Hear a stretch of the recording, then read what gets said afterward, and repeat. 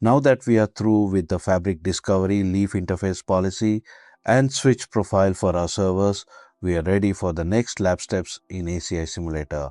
In this video, you'll create domains, VLAN pools, and AEP in the order they connect. First, think of interface profiles as the physical handoff. Domains sit one layer above that. They define the attachment context that tells ACI which kind of endpoints are allowed to use that access.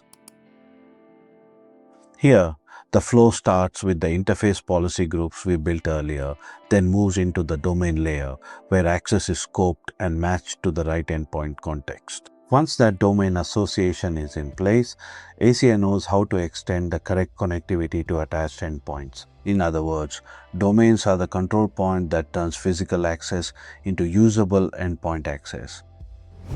Domains in Cisco ACI are created based on connectivity needs.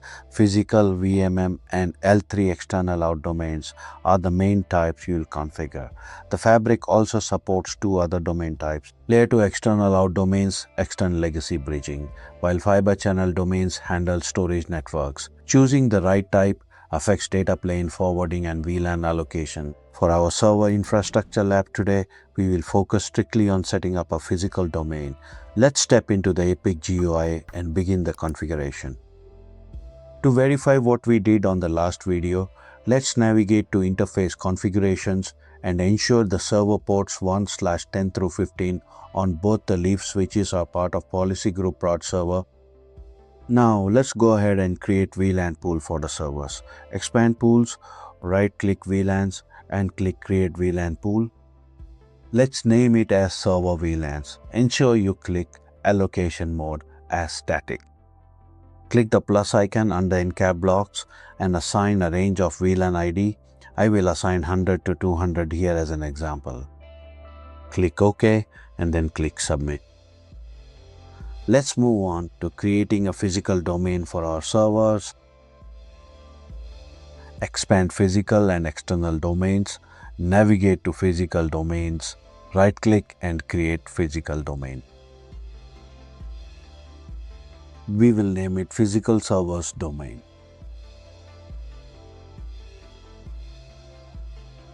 Then associate the VLAN pool that we just created and click Submit.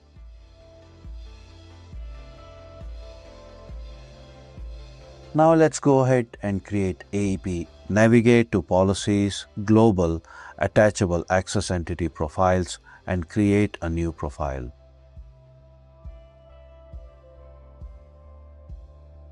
We will name it Physical SVCS. I am just using random names here, but in the prod environment you can use meaningful names. Now click plus icon under domains and associate the newly created physical domain. Click Update and Next. Now we need to select our server ports to which this AEP will be applied. We will select all and click Finish. With our AEP successfully saved, our access policy framework is now fully complete. To summarize, always think of the AEP as the ultimate logical bridge. It ties your physical interface policies directly to your domains and VLAN pools. In our next video, we will transition over to the tenant tab to build our bridge domains and EPGs, finally allowing our workloads to communicate. Thanks for watching, and I will see you in the next lab configuration step. See you soon.